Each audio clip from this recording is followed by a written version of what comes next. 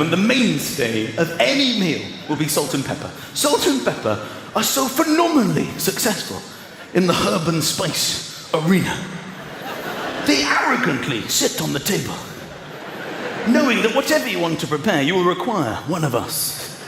Either myself or my dear friend Pep. Isn't that right? Right you are, Sultan. You've been keeping busy? Oh, breakfast this morning, I was all over that. But there are other herbs and spices: oregano, thyme, rosemary, cumin, paprika. They're all lined up in the cupboard, waiting. Sometimes the cupboard door opens, they see salt and pepper on the table. Look at them, the bastards.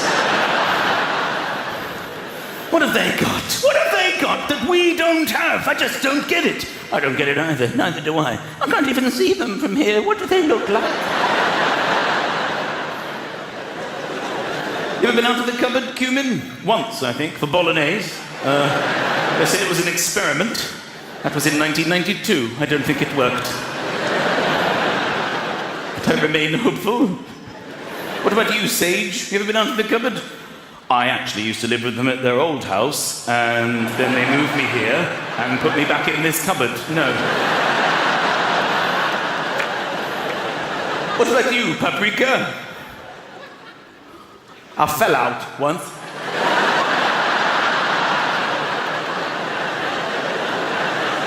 They just put me back in the wrong way round. 7 years I was like this. Every day I pray for it to be goulash day.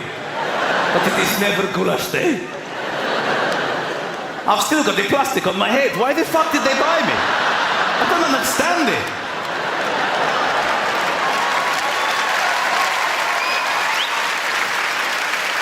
What about you? Who are you on the end? My name is Five Spies.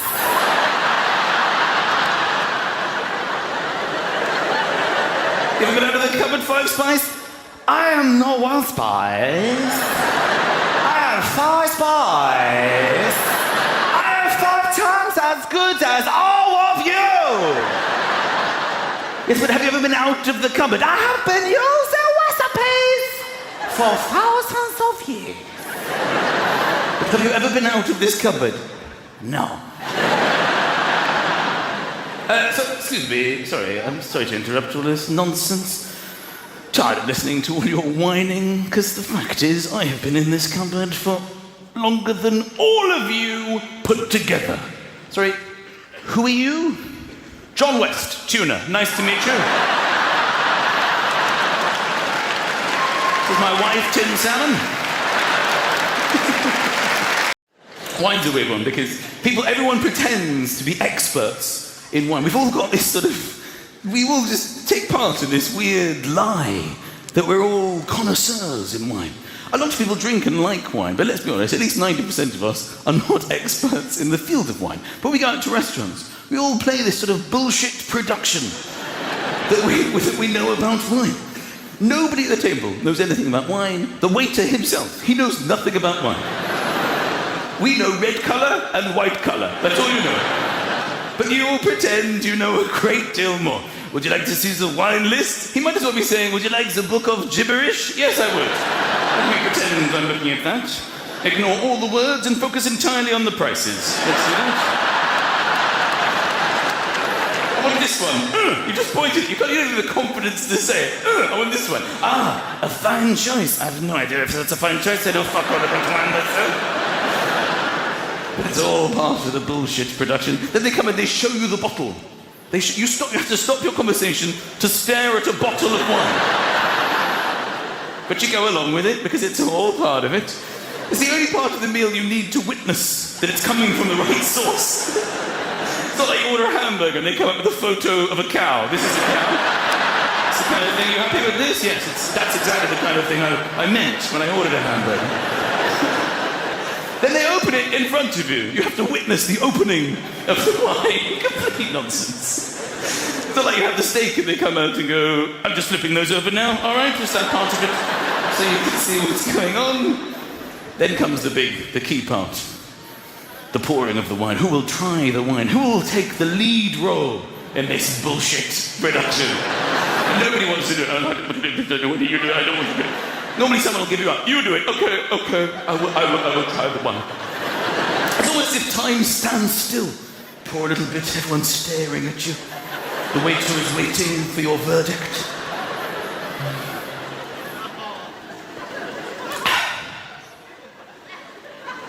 Yes. That's wine. That is wine. I've had wine before. This is exactly what it tastes like. It looks like Ribena, but I confirm it isn't Ribena. It's wine. Everyone should have some of this. I always thought you were tasting it to see if you liked it. I thought it was like a taste test. Apparently you're tasting it to see if it's corked, which means it's off. They're asking you to determine whether it's off, and if it's off, they'll bring you another bottle. I'm paying for it. Why don't you ascertain in your own time whether it's off or not? And if it is, don't serve it to me. It's not like you order the coffee and they come up with the milk going, it smells funny. Will you try it for me?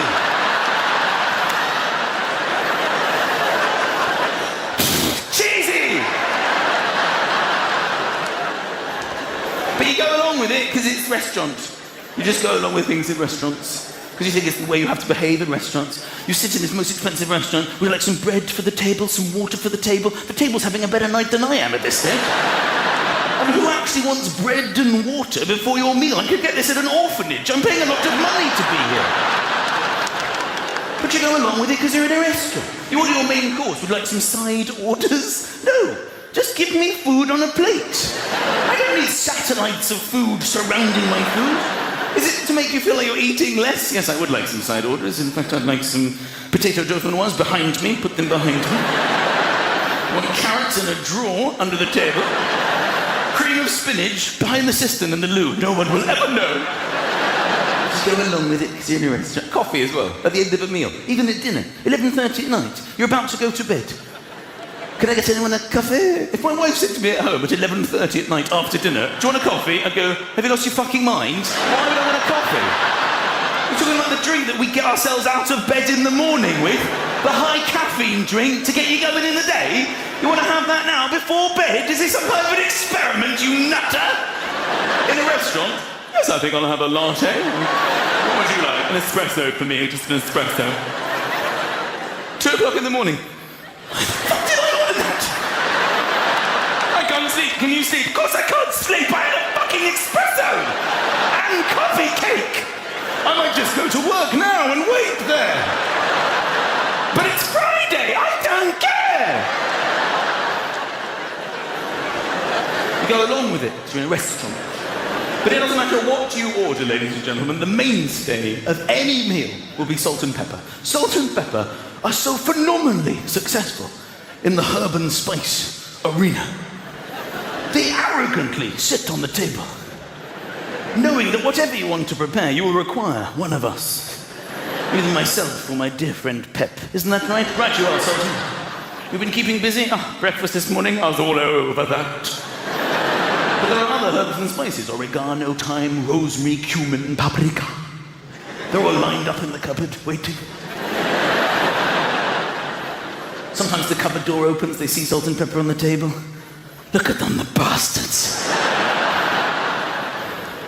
What have they got? What have they got that we don't have? I just don't get it. I don't get it either. Neither do I. I can't even see them from here. What do they look like? You ever been out of the cupboard, cumin? Once, I think, for bolognese. They said it was an experiment. That was in 1992. I don't think it worked.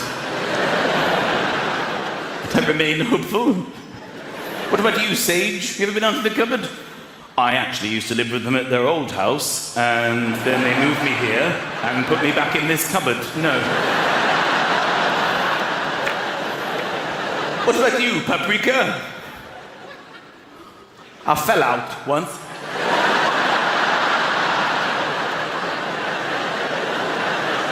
They just put me back in the wrong way round. 7 years I was like this. Every day I pray for it to be goulash day. But it is never goulash day. I've still got the plastic on my head. Why the fuck did they buy me? I don't understand it.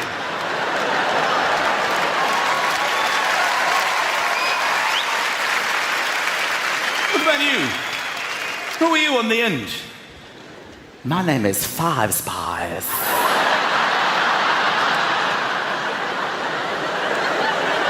You ever gone out of the cupboard, Five Spies?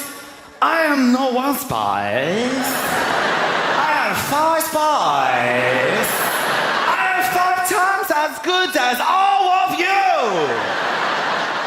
Yes, but have you ever been out of the cupboard? I have been using recipes for thousands of years. But have you ever been out of this cupboard? No. Excuse me, sorry, I'm sorry to interrupt all this nonsense. Tired of listening to all your whining, because the fact is, I have been in this cupboard for longer than all of you put together. Sorry, who are you? John West, tuna, nice to meet you. This is my wife, Tin Salmon. It's because I'm getting older, you see. My wife and I were the same age. Little things have started changing. For years, everything was the same. Everything was the same. But now we can feel it creeping in. It's not exactly old age, but little differences. For example, we can't stay up at night. We pass out. Every single... About 9:30 is a late one for us. We get so tired. You know when you click on the Netflix thing and it goes boom? That's the sound of my wife and I's head hitting the pillow and passing out. I can't get beyond it.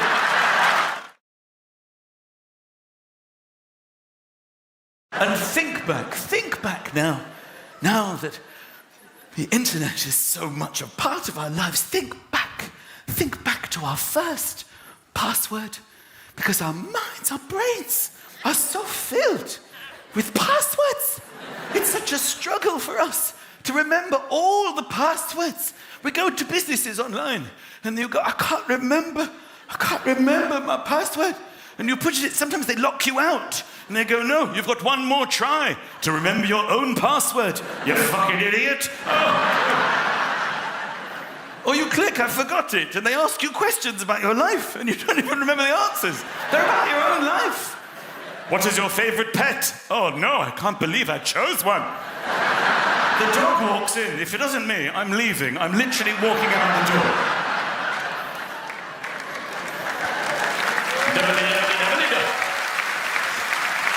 Oh, the passwords. And at the beginning, we all had one password. It was our first password we can nostalgically remember.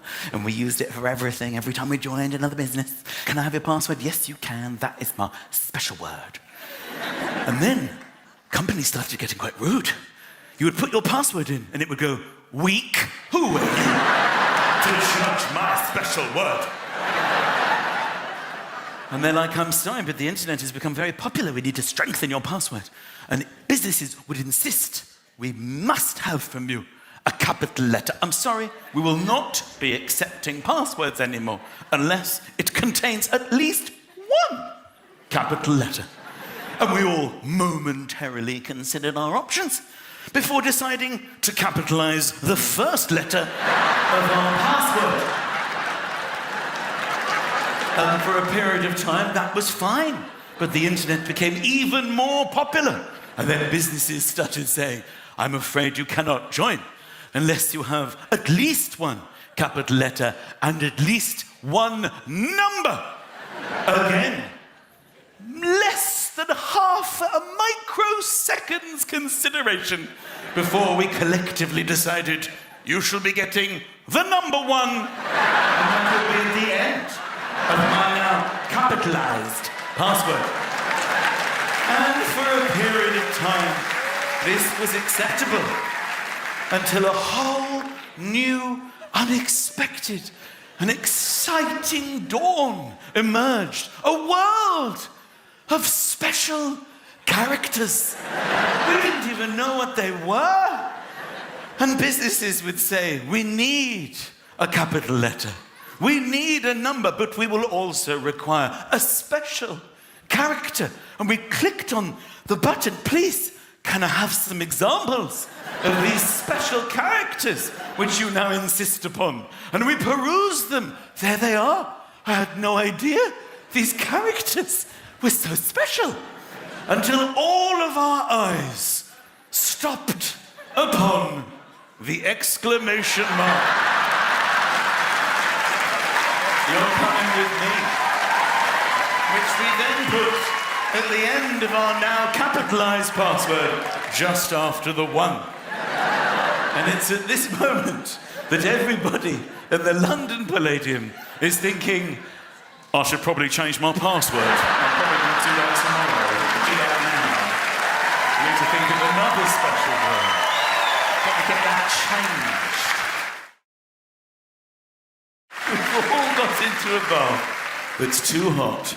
And it's normally our own fault. We don't have time to wait. When we run the hot tap, when we run the cold, we don't have time to wait for the full, proper temperature to reveal itself. You just have it, that should be fine. You go away into your busy life and you come back, and you normally know as soon as your foot goes in. As soon as it goes in, you normally go, oh, I've run that a bit too hot. But often you don't realise it until you're in already. You get in and you start lowering yourself because it takes a while for the information that your feet are burning to reach your brain, where the information has to go to tell you about it. Because it's really quite a long way for the information to travel. So you start lowering yourself and you're thinking, something doesn't feel altogether right here. Then it just hits you. Ah! You have a split-second decision. Do I stay or do I go? And many times you just go, I can't. Oh my God, I can't. And you end up standing naked in your bathroom. You look down, you've got these sort of red skin socks of pain. Ow! Look what I did to myself. Then you have to empty the hot out, put cold in, which involves sacrificing your arm to plunge to the plug. Plug plunging. Very dangerous. You look at your arm as if to say, this will hurt, I do apologise. Brace yourself. Sometimes you can't get a purchase. You're like, I could lose my arm! But the braver amongst us, there's many here tonight, and I count myself amongst you, will hover paddle. This is where you get into the bath. Even though it hurts, and you hover over the surface, you get the cold on, and you start paddling like a maniac. We can change this. It's getting better all the time now. Be brave! Be brave! Then you inherently know it's time to change direction now. Come on! It's getting better, it's getting better. Come on. And then you have to test it. How is the water going? Is it ready to fully submerge? And you do this with your bottom. You select your bottom, and the task of your bottom is simply to dip in to see, is it ready? How's it going? How's it going? This is where I forget, unfortunately, that I have balls. It's not so much that I forget. It's more the angle of dangle means that my balls are now the closest thing to the surface of the water, not my bottom after all. And it comes as a nasty surprise. Ah! It's the most sensitive part of the human body. It's the last part of the human body, let's be honest, that you would volunteer to test boiling water with. No one's ever handed me a cup of tea and said, Michael, this might be a little bit on the hot side. Well, we shall soon find out, my friend.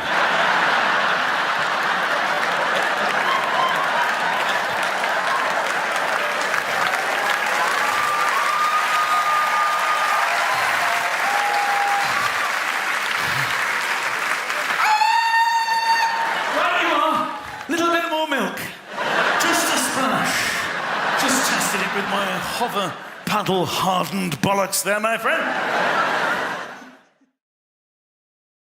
And there are people in this room who do have children, and there are people in this room who don't have children. And the people who don't have children, they think they know, don't they? They think they know. They know what it means to have children. Sometimes they chat about it, don't they, in their little couples? You know, oh, I'd love to start a family one day with you. It'd be lovely. You'd make a really good dad. Oh, I think you'd be an amazing mum. Wouldn't it be so lovely having little versions of you and me running around? I'd love to have a family. And you think you know what you're talking about. You have no idea You have no idea what it's like. You have no idea how difficult things will become in your life. Things that you don't even consider to be things will become nearly impossible when you have children. I'm talking about things like leaving the house, for example. This is how people without children leave the house. Shall we leave the house? Yes.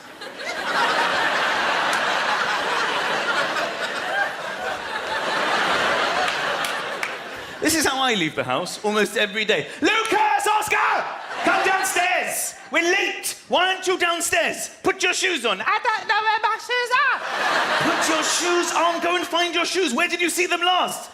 On my feet. After that, get your shoes on. Come here, come here. Arms up, arms up, arms in, arms in, arms up, arms up, arms in. That's my wife. She's so tired, she can't dress herself. Arms in, what arms, darling? Where are we going? I want to go to bed. Where are we going, darling? Darling, you've got Lucas's shoes on your hands. I found your shoes, darling. You put your shoes on. Where's Ozzy? Come downstairs! We're late! Put your coat on. I don't want to wear my coat. You know, people without children, you know how you do zips up? I've seen how much time you have in your lives. How you focus on it. You get the one, the fabric. You just pop it in, don't you? Nestles in. Then you pause, thinking about your free life and what you might want to do with it later that day. And then you just glide up, don't you? Do you think I have time for that shit in my life? Every single morning. Yeah, oh, I've ruined it. Stay still.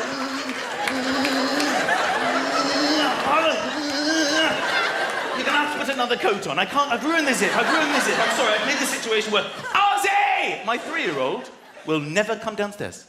The only way to get him to leave the house is we have to bluff. We have to pretend that we're leaving without him. It's the only way it'll work. We have to all go, bye-bye, Ozzy. We're all going then. We're all going. My other son loves it, the 6-year-old. We're leaving Ozzy. We're going to stay here. I hate him. Don't be so rude about your brother. Say goodbye. We're not really leaving. We're pretending to leave, okay? Say goodbye. Bye-bye. Bye-bye, Ozzy. Bye-bye. But he doesn't care. He just goes, bye-bye. Then we have to come back in and explain to him, we're not really leaving, darling. We love you. It's okay. I'll buy you something if you come. Will you come if I buy you something? This is every single time we leave the house. The other day, we're leaving the house, and I just had enough. I just said to my wife, I'm sorry, I can't do this. We're bluffing. We're saying bye-bye to him. Then my wife says, let's go and get him. I'm like, stop. No, I've had it. No, stop.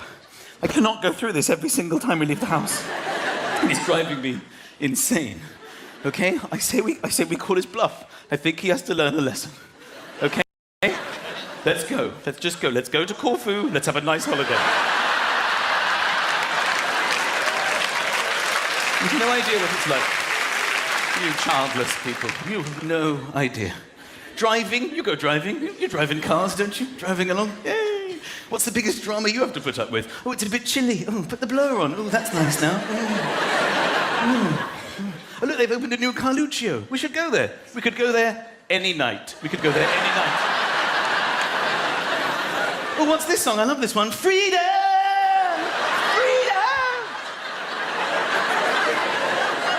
I strap my children into the car. I work out what'll cut off the blood supply, then I ease it a bit. Stay there! We try and behave normally. Oh, what's this song? It's the wheels on the bus go ding, ding, ding, ding, ding, ding. Again! Look, there's a new Carluccio's there. We will never go there. The other day I was checking my children in the rearview mirror to see that they're safe. We're on the motorway, okay? You just angle it to check that they're both okay because, you know, you're looking after them. Neither of them were there. They had both wound the windows down and had their heads on the motorway out of the window. Yay! Both of them, either side. Yay! My wife and I just lost it. Get in the car! They can't hear us. They're having the times of their lives. Yeah! On the motorway, going 80 miles an hour to stick my head out of my window to try and communicate with my child. Get in the car! What are you saying? My wife's doing it too. Get in the car! What is it, Mummy? All 4 of us had our heads out of the window.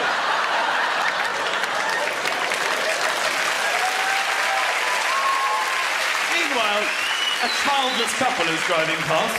Oh, look at the kids. I'd love to start a family one day. You have no idea what you're talking about. Sleeping. sleeping at night. This is how people without children. Yeah, most nights, yeah. Good night, darling, good night. Good night. Sometimes you go, sleep well, and the other one goes, I will. I will. That's how cocky, how arrogant you are. I know I will. Good night, darling, have a good sleep. Good night. It's been a long time since my wife and I said good night to each other, okay? Now we just go, good luck. Good luck to you today. All through the night, they're screaming, Daddy, Daddy, Daddy, Mommy, Mommy. Sometimes they just wake up wide awake in the middle of the night. I'm asleep, it's like 2 o'clock in the morning. I wake, you know, when sometimes you don't realise it, but you sort of half open your eyes. Sometimes when you're asleep, I half open my eyes. My son is in my face. What the hell are you doing here? What time is it? What time is it? It's 2 o'clock in the morning. What do you want? I want to go to school. Go to school? What are you talking about? It's to go back to bed. I've got my shoes on. You do. You found your shoes.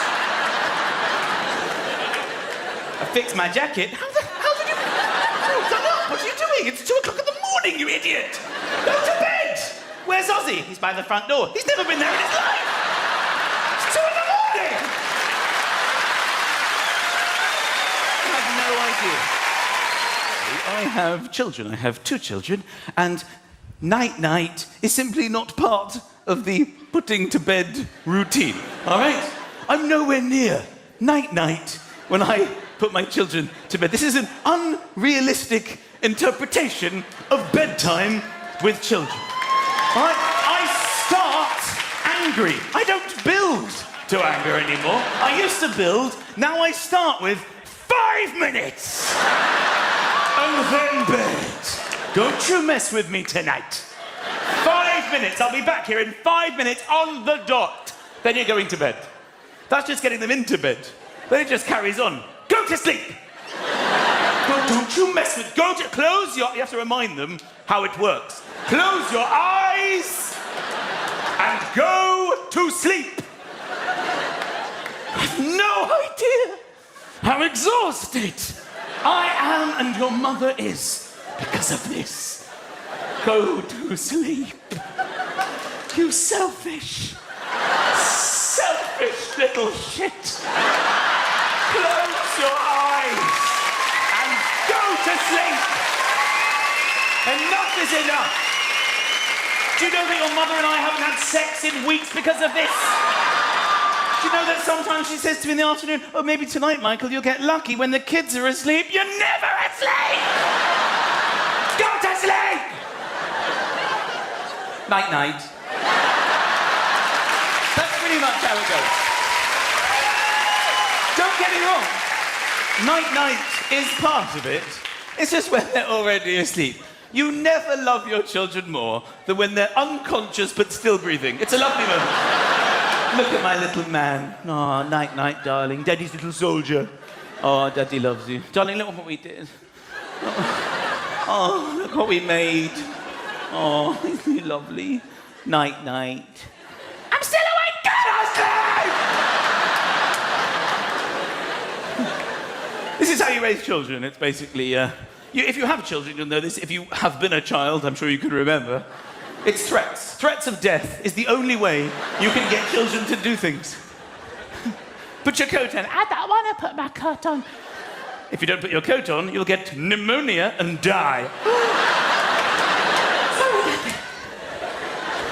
Hold Daddy's hand. I don't want to hold your hand. If you don't hold my hand, a car will hit you and you will die. Brush your teeth. I don't want to brush my teeth. If you don't brush your teeth, they'll rot and fall out. You won't be able to eat, and you will die. Go to bed. I don't want to go to bed. If you don't go to bed, I will personally kill you. I've got a plan and an alibi. Family people in tonight, who's got children? Round of applause, you got children? There are basics that you have to do every single day when raising children. And these are feeding them. You have to feed them. This is probably news to nobody. You have to feed them. You have to dress them, okay? You have to wash them, and you have to put them to bed. You have to do these 4 things every single day. Now, every single day, each one of these things is a battle. They are reluctant to do these things, and you are forced every day to compromise on each of them. I don't know why they resist these basic things. Every day is a battle. Just getting dressed. They will not get dressed. Put your clothes on. Put your pants on. They refuse to wear pants. I don't like pants. They're uncomfortable. I don't like pants. Put your jumper on. I'm boiling. I'm boiling. They're always boiling. I'm boiling. Yes, that's because I've heated the inside of the house. But what I haven't done is heated the rest of the world. So you will need it when you get outside. Can I just take it? So you just compromise. All right, fine. Just take it. Do your latest. Can I do it in the car? Fine. Do it in the car. Where's your bag? Where's your other shoe? And they spring things on you at the last minute. The other day we're going to school. We're nearly out the door. My son's done quite well, actually. He's got his pants on. He's even got his jumper on. He's holding his coat. He's got his bag. We're nearly out the door. He just looks at me and goes, Dad, it's Roman Day. What's Roman Day? Everybody has to go to school today dressed as something from the Roman Empire. I'm supposed to be at school in 6 minutes. What exactly did you expect me to do at this point? Oh yes, when I was 9, I was a centurion. I think I still have my armour here in the cupboard. Let's not drive this morning. I've been hiding a horse and chariot in the garage. We'll arrive in style. Feeding. They will eat. Children will eat. They will eat rubbish. They'll eat garbage, okay? They'll eat chocolate and sweets and ice cream till they're sick. What they won't eat is things that are good for them. Every day we try to get them to eat vegetables, fruit, things that are good for them. We aim very high, my wife and I, every single mealtime. All right, tonight, there will be no ice cream, children, unless you have all your peas, all your broccoli, and all your carrots. But Dad, please, it's disgusting. Please don't make me eat that, please, it's just disgusting. Please, Dad, you can't force us. You can't force us. It's disgusting. All right, fine. I just want you to eat 1 carrot, 5 peas, and this floret of broccoli. But Dad, it's disgusting. Please don't make me eat that, please. You can't force me. I hate it. I hate it. All right, fine. Just stick out your tongue and let me wipe the broccoli across your face. And then can I have ice cream? Yes. Washing every day, run the bath, get in the bath. Have you washed? Have you brushed your teeth? They lie to you. They lie to my face every single day. Have you brushed your teeth? Yes. Okay, then breathe on me. I have to get this jet of disgusting... You haven't brushed your teeth, have you? No, I haven't, Daddy. Well, why didn't you say that? The laziness. Oh, and flush the... You know...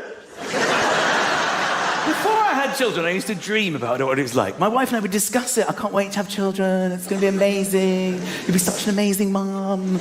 I used to dream of idyllic, rosy-cheeked, beautiful children in dungarees, running in fields, picking flowers. Can we have our picnic now? Can we have our picnic?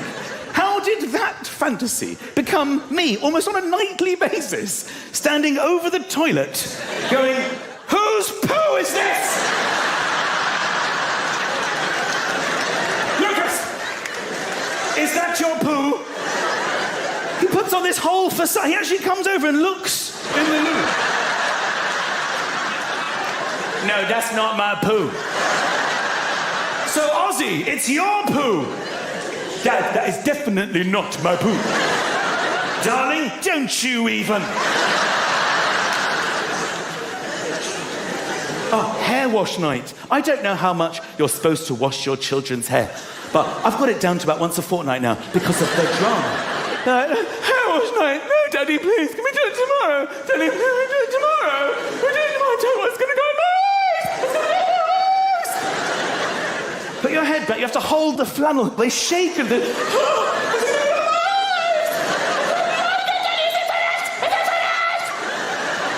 forbid the shampoo actually goes a little bit in their eye.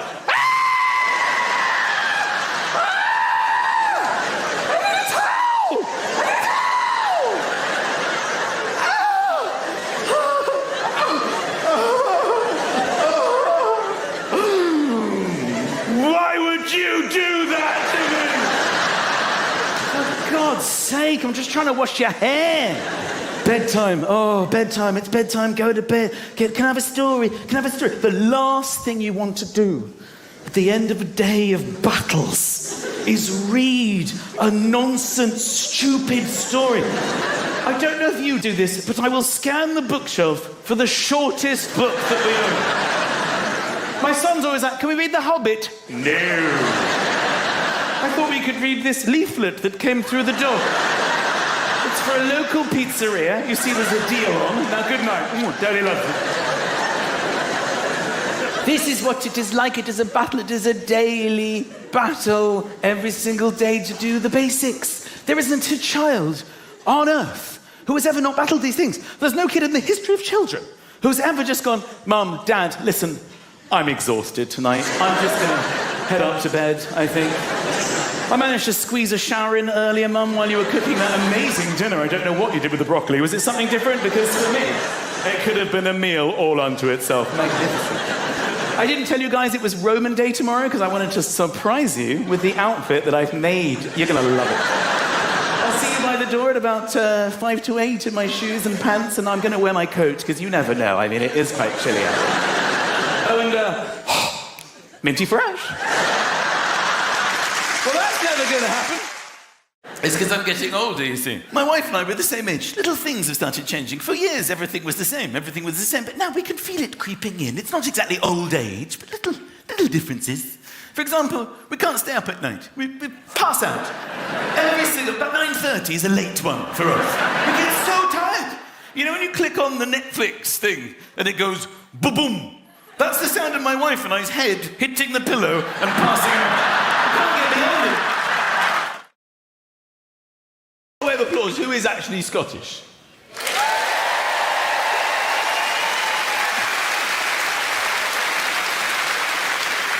I don't think, seriously, there is anyone more patriotic in the world than the Scots. You are tremendously patriotic. Would you agree with that? Nobody loves Scotland like you, really. It's unbelievable. I love the way that you take things that aren't Scottish and make them Scottish. Like the egg, for example. Now, we all know what eggs are. Some of you may have had eggs today. I had eggs this morning. You've taken the egg, you've put a bit of breadcrumbs on it. That's a Scotch egg. That's our egg, eh? You don't need your English boiled eggs. You've got egg and bread and a handy testicle-shaped snack, eh? What's that you got there? Tape? Put some tartan packaging on that tape. That's Scotch tape. That's our tape. That's the best tape. None of your cello bullshit tape, eh? Every morning I wake up. A Braveheart alarm clock. Freedom! That's me up there. With a couple of Scotch eggs, juggle them for a bit. Play some hopscotch, why not? Dip them in butterscotch, read the Scotsman. Have a glass of scotch, get on the Flying Scotsman, head down to London, tell them all to piss off. Yeah. Have a couple of Scotch eggs. Bit more butterscotch, maybe chat up a Scottish widow on the train. Break into the Royal Bank of Scotland, steal some Scottish money. And after a thorough investigation from Scotland Yard, get off scot-free. Can you imagine a better day? They've got their own money in Scotland. It's still the pound, but they've got their own money. We don't need your English bastard pounds. We're our own country. We'll have our own bloody money. In Wales, they don't give a shit. They take what they're given. They're not really that bothered. You don't go to Wales. Have you got a Tom Jones 20? They're not interested. You go to Scotland, we'll have our own, eh? Would you like your own currency? Yeah, it's complicated mathematically. Let's just have yours with our photos. I think that's the best way. I've always wondered if there's business news in Scotland. Do they go, no, the business news, it's £1 to the pound. That's a pretty good rate, that, eh?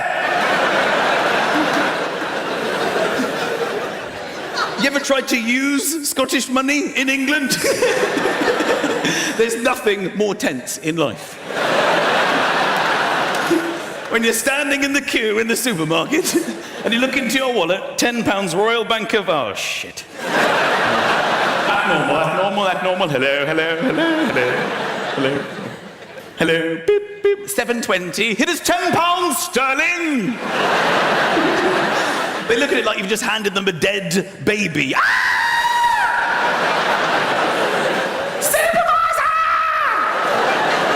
Luckily, a Scottish person always appears at this moment. I don't know where they come from. It's like they're hiding behind the fruit, just waiting. Excuse me, I think there's a problem with the money.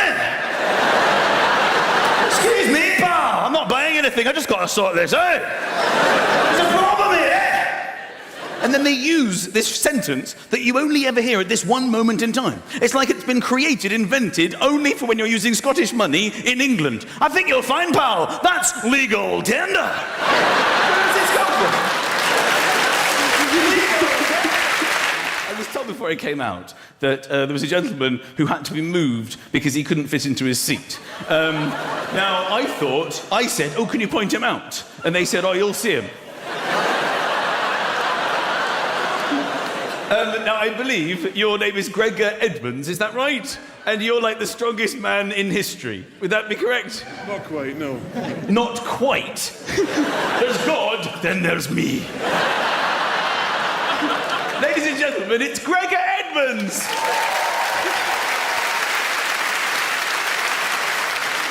Be honest with me, how many shredded wheat do you eat a day? Now, I'm disappointed you're not in your big Highland Games gear, because I would expect you to be permanently in it. I love the kilt. Is anybody actually in a kilt tonight? It's not a special occasion, I understand that. It's not a special occasion, but I do love it. I don't really know how it was invented. I've got a sort of theory on this. I think it's basically been created to be as opposite to English people as possible. I think at some stage during history, Scottish people got together and said, all right, today we're going to design the Scot, all right? Now, the theory on this is we're going to have him as opposite to English people as is humanly possible. Right, now, I've been down there, it's not pretty. They're wearing trousers. So we're going to open with a skirt. Modelling it here is Scott. You all right, Scott? I'm all right. But you've got me in a skirt. I'm not happy about that yet. You've got to hear me out, all right? They have plain black trousers down there, all right? So we're going to go with the multicoloured skirt. In fact, every family a different colour. You all right? I'm prepared to listen. Fine. They've got little black socks. We're going to go with the long white hockey sock. How are you feeling? I'm feeling peculiar, if I'm honest with you. Now, unfortunately, I've been down there and they're all in underpants. So, according to the rules, there can be no pants, Scott. Are you out of your bloody mind, eh? You've got me standing here in hockey socks and a skirt with my balls hanging out. You sure you thought this through? I've done my best. What about pockets? Can I have pockets? I mean, I've got to put my money. I've got good Scottish money. It's very strong right now, the currency. It's £1 to the pound. Where am I going to put it? Can I have pockets? No, I'm sorry, we can't have pockets. English people have pockets. It's not acceptable to have pockets. So what am I going to do? Just carry it around? No. We're going to have a bag. A bag? Are you out of your mind?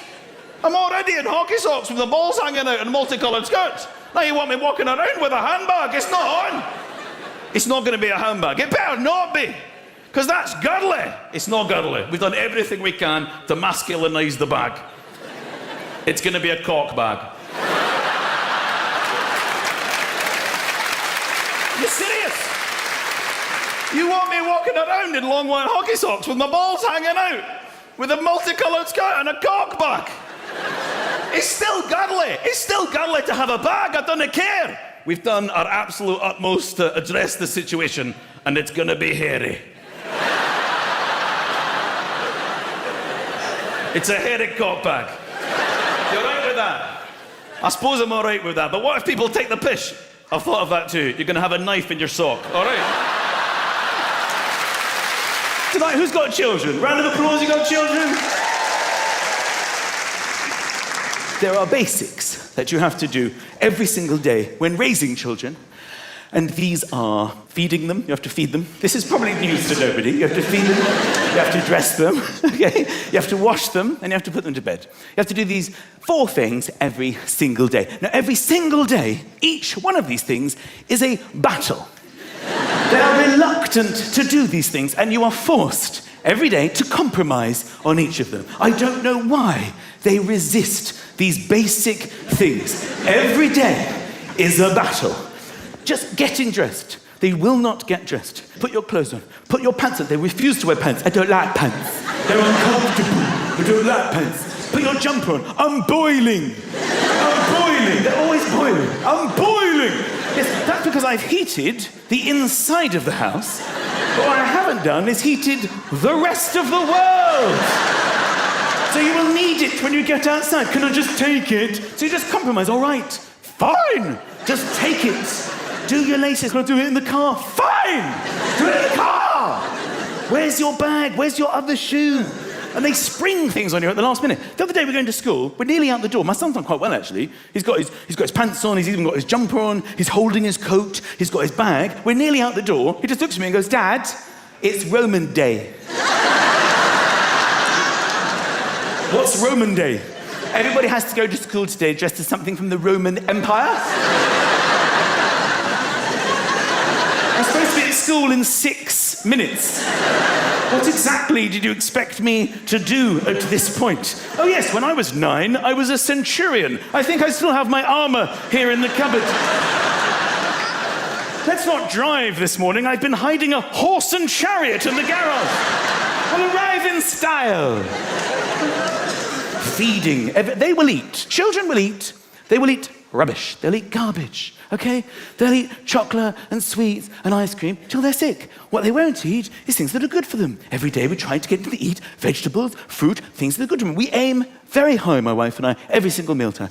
All right, tonight, there will be no ice cream, children, unless you have all your peas, all your broccoli, and all your carrots. But Dad, please, it's disgusting. Please don't make me eat that, please, it's just disgusting. Please, Dad, you can't force us. You can't force us. It's disgusting. All right, fine. I just want you to eat 1 carrot, 5 peas, and this floret of broccoli. But Dad, it's disgusting. Please don't make me eat that, please. You can't force me. I hate it. I hate it. All right, fine. Just stick out your tongue and let me wipe the broccoli across your face. And then can I have ice cream? Yes. Washing every day, run the bath, get in the bath. Have you washed? Have you brushed your teeth? They lie to you. They lie to my face every single day. Have you brushed your teeth? Yes. Okay, then breathe on me. I have to get this jet of disgusting... You haven't brushed your teeth, have you? No, I haven't, Daddy. Well, why didn't you say that? The laziness. Oh, and flush the... You know... Before I had children, I used to dream about what it was like. My wife and I would discuss it. I can't wait to have children. It's going to be amazing. You'll be such an amazing mum. I used to dream of idyllic, rosy-cheeked, beautiful children in dungarees, running in fields, picking flowers. Can we have our picnic now? Can we have our picnic? How did that fantasy become me, almost on a nightly basis, standing over the toilet, going... Whose poo is this? Lucas! Is that your poo? He puts on this whole facade. He actually comes over and looks in the loo. No, that's not my poo. So, Ozzy, it's your poo. Dad, that is definitely not my poo. Darling, don't you even. Oh, hair wash night. I don't know how much you're supposed to wash your children's hair, but I've got it down to about once a fortnight now because of the drama. Hair wash night. No, Daddy, please. Can we do it tomorrow? Daddy, can we do it tomorrow? We do it tomorrow. Don't worry, it's going to go nice. It's going to go nice. Put your head back. You have to hold the flannel. They shake and it's going to go nice.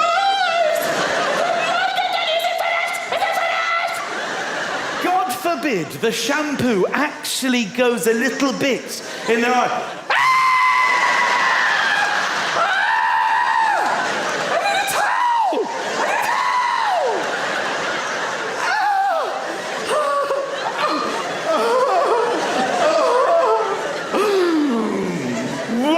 You do that to me! For God's sake, I'm just trying to wash your hair.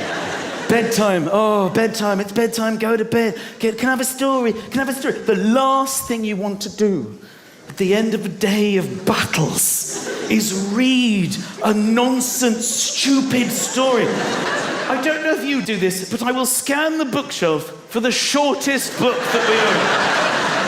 My son's always like, can we read The Hobbit? No. I thought we could read this leaflet that came through the door. It's for a local pizzeria. You see there's a deal on. Now, good night. Daddy loves it. This is what it is like. It is a battle. It is a daily battle every single day to do the basics. There isn't a child on earth who has ever not battled these things. There's no kid in the history of children who's ever just gone, Mum, Dad, listen, I'm exhausted tonight. I'm just going to head up to bed, I think. I managed to squeeze a shower in earlier, Mum, while you were cooking that amazing dinner. I don't know what you did with the broccoli. Was it something different? Because for me, it could have been a meal all unto itself. Magnificent. I didn't tell you guys it was Roman Day tomorrow because I wanted to surprise you with the outfit that I've made. You're going to love it. I'll see you by the door at about 5 to 8 in my shoes and pants, and I'm going to wear my coat because you never know. I mean, it is quite chilly out there. Oh, and minty fresh. Well, that's never going to happen. That's a fantasy. That's a fantasy. When I discuss holidays with you, that I love being here. I love living here. I love British people. I am a British person. I would live nowhere else. I live amongst you. I love you. I'm looking at your little British faces. And I want you to know that I love you. But when I'm on holiday, I really hate you. I don't know what it is. British people, they just make me cringe on holiday. We're so whiny, aren't we? Zive. You see my other flip-flop, Zive? I'm just dying inside. With your flip-flop, you had it last. I mean, where'd you see your last flip-flop? You know that foreigners are having exactly the same conversations. It just sounds so much better coming from them. Davido, come lavare la flip-flop? It's Christmas!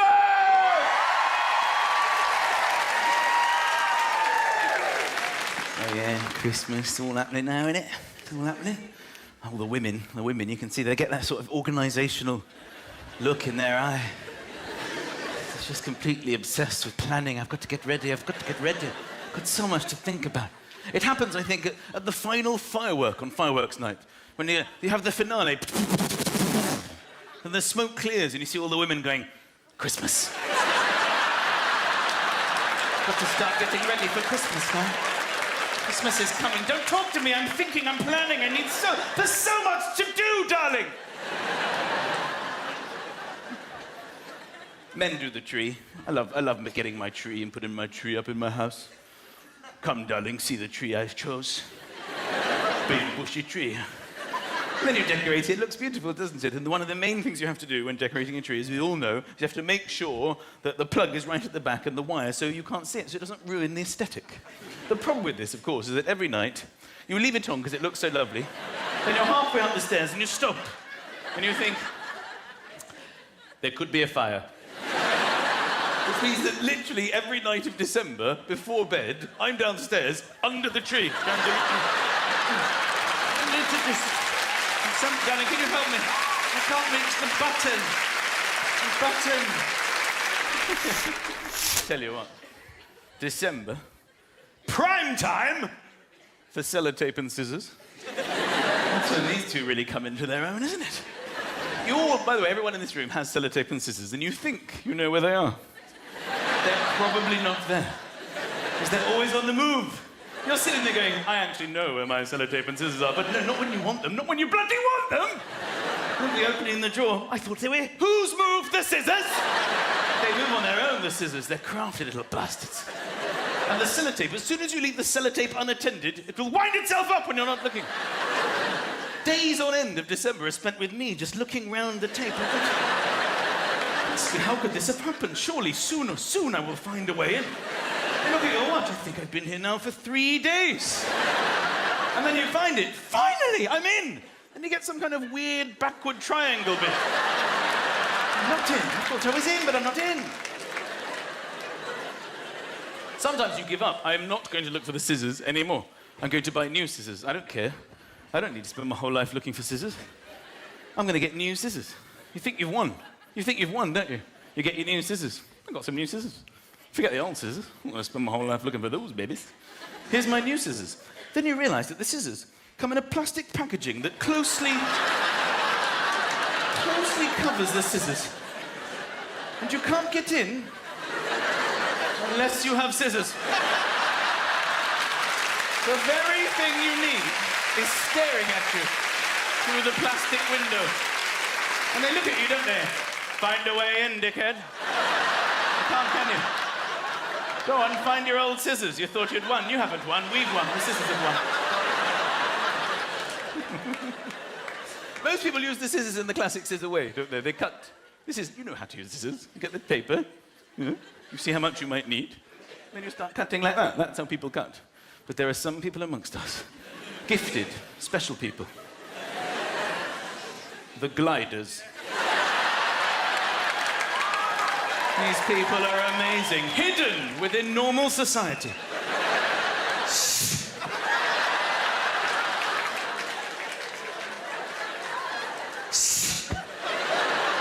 Some can even do the ribbon thing.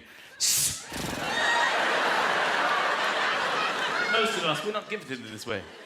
But every single year, each and every non-gifted glider attempts the glide. Make sure that nobody is looking. We try and do something we've seen other people do. I think you probably just push it there. I've ruined the paper! I've ruined the paper! It was supposed to go but it went... I will save my next attempt for next year. And of course, the gluttony is insane. The amount of eating. We don't even know that we're capable of eating as much as we eat on Christmas Day. We spend the rest of the year having meat and 2 veg, and then it's suddenly 7 meat, 15 veg, please. And you sit there and you pile it up. I mean, there's vegetables going all over the table. There's not even... Sometimes there's not enough room on the table for vegetables. You've got vegetables on side tables, some on the floor. People are just passing around. You get a bit of panic. Have I had carrots? I need carrots. I need carrots. Have you had the parsnips? You don't even know if you've had anything. I don't know. There's such a huge pile. I think I see something orange in here. I may have had carrots. I'll tell you when I get down to that level. People around the dining table just stuffing food in their faces, farting Brussels sprouts. You've got sausages fencing other foods in. And you eat so much that you then announce that that's it. You actually can't even believe you've eaten so much food. Sometimes people are undoing their buttons. I don't think I've ever eaten so much I can't move. Can you move? I can't. I feel so sick. Oh, my God. You still sometimes see stray vegetables on the table. I don't even know what I'm doing. I'm just... And then you've got to get to the sofa. That's at that stage in the day, all you're thinking is sofa. But you're so full you can't even move.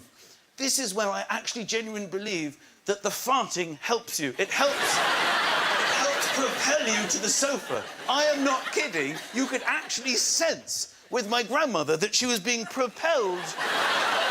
You could see the acceleration along the corridor, as if she moved.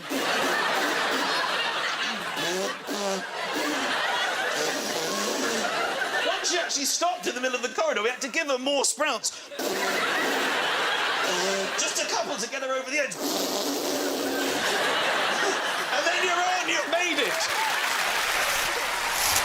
So this show, ladies and gentlemen, is going out on Christmas Day itself. Christmas Day!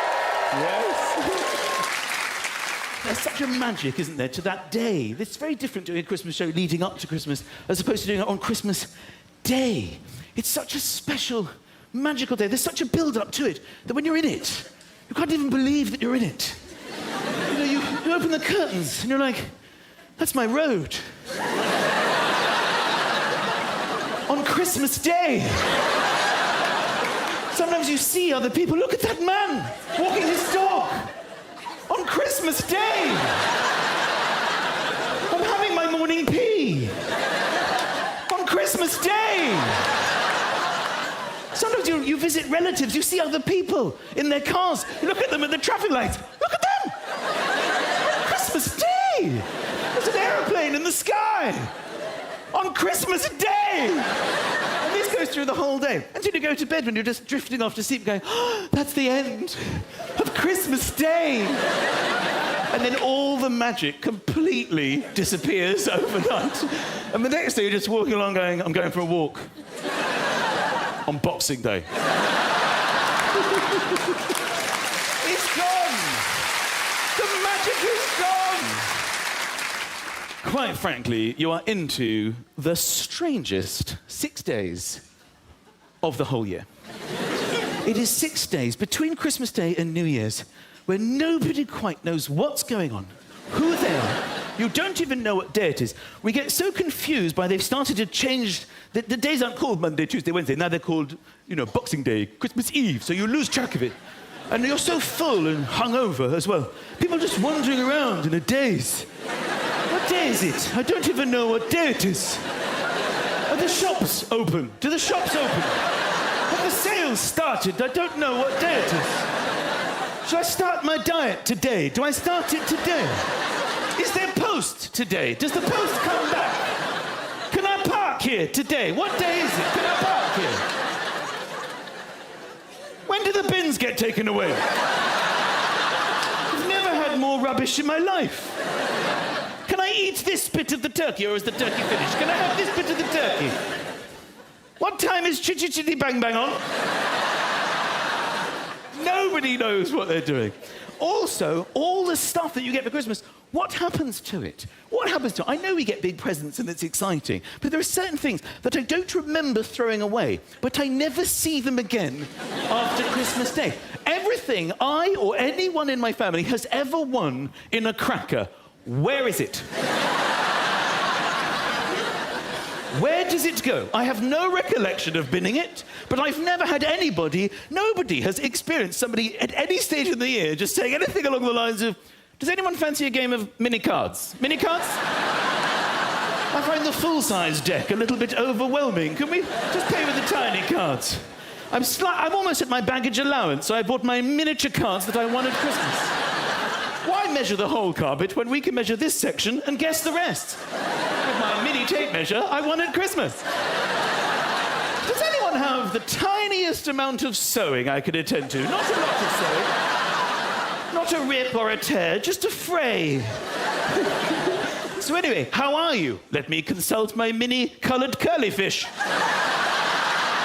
It's curling up at the sides. I'm jealous. So you can have an incredible night. You've all come in from the cold. You're all starting to feel Christmassy. Feel Christmassy? Oh, it's starting to happen, all the adverts and everything. It's so fun before Christmas, isn't it? Because you don't notice about the winter. You don't notice that it's dark and miserable because you're so focused on Christmas. Yeah.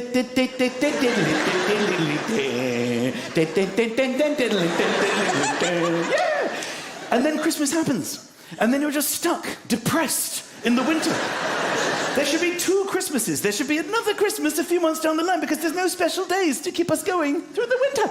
Yeah. Pancake Day. How pathetic is Pancake Day compared to Christmas? There's no build-up to Pancake Day.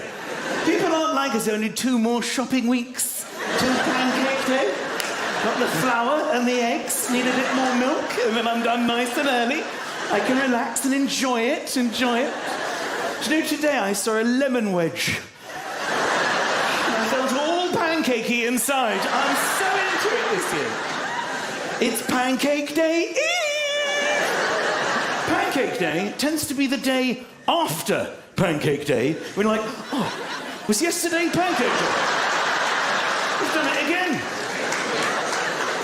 It was a Tuesday. Damn! I can make you a pancake now if you like. No, it's not the same. It's not the same. And it will get colder, of course, you know, it'll get colder. The big, what do they call it? The big chill and everything. The beasts from the east, that'll all start happening. Beasts from the east. Frozen windscreen day. That's a big one. It's a big one. When you sit in the car, it's like an igloo. You can't see out of it. You can't see out of the window. You can't see out, so you have to defrost it. Sometimes you could roll the window down, can't you? You roll the window down, and then you roll it back up, and then that does the side. They come back, oh, it's gone. That's it.